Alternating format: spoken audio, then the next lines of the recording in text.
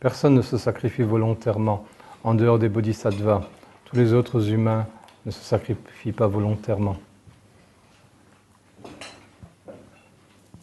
Mais ils sont utilisés par la vie organique parce qu'il n'y a pas assez d'êtres humains suffisamment vrais, suffisamment bons, suffisamment justes, suffisamment éveillés et conscients sur Terre.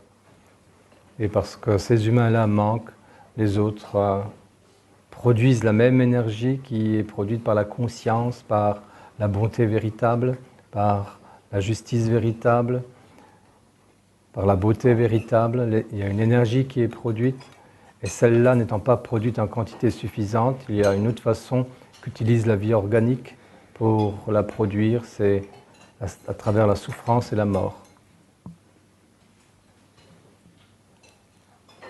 Et plus nous sommes nombreux à essayer de vivre avec la bonté, avec un sens exact de la justice, pas la justice, mais un sens exact de la justice, en essayant d'incarner la beauté aussi dans nos attitudes, et plus nous faisons ça consciemment, donc là, on multiplie le facteur de production de cette énergie. Plus nous sommes nombreux à faire ça, plus il y a d'hommes et de femmes qui sont soulagés de la souffrance, qui évitent des morts prématurées, et éventuellement, ceci peut agir dans le monde animal aussi. Donc plus il y a d'hommes et de femmes qui essaient de travailler en conscience, moins il y a de souffrance sur Terre.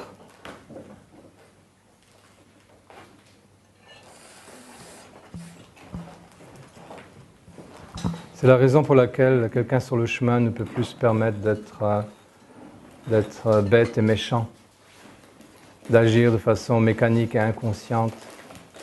C'est tellement une insulte d'abord à lui-même, à tous ceux qui l'entourent. C'est tellement une insulte à tous ces enfants qui souffrent de la faim, de la torture et à toute la souffrance dans le monde. Vous comprenez ? C'est d'abord l'attitude, notre attitude extérieure de qualité pour notre environnement. Parce que c'est de ça qu'il s'agit d'abord. Celui qui arrive à entrer volontairement et consciemment dans une attitude de qualité dans son environnement proche, avec les êtres humains, les animaux, tout ce qui se passe, toutes les situations autour de lui, celui-là est un producteur d'une énergie qui évite à des enfants d'être massacrés, d'être torturés. Celui qui fait ça, uniquement déjà le fait d'adopter des attitudes nobles consciemment, volontairement. Je pourrais faire autrement, mais je décide de me hisser à une attitude noble. Et le plus simple, c'est je n'entre pas en conflit. Je suis bienveillant, je suis au service. Voilà, ça c'est la première chose. Et c'est la chose qui immédiatement a un effet sur des hommes et des femmes qui sinon subiraient des souffrances et des tortures, ou souffriraient de la faim, du dénuement, du froid ou de la chaleur. C'est-à-dire que nous pouvons agir immédiatement. Et nous savons de toute façon qu'au niveau des nations et des peuples, on ne peut rien y faire. Ils sont dans des champs d'action, de guerre et de paix, sur lesquels nous n'avons pas d'influence. Il s'agit là d'un monde qui est guidé par d'autres esprits, qui sont bien au-delà de ce que peut faire l'être humain. Par contre, nous pouvons agir de façon immédiate sur la souffrance des femmes, des hommes et des enfants.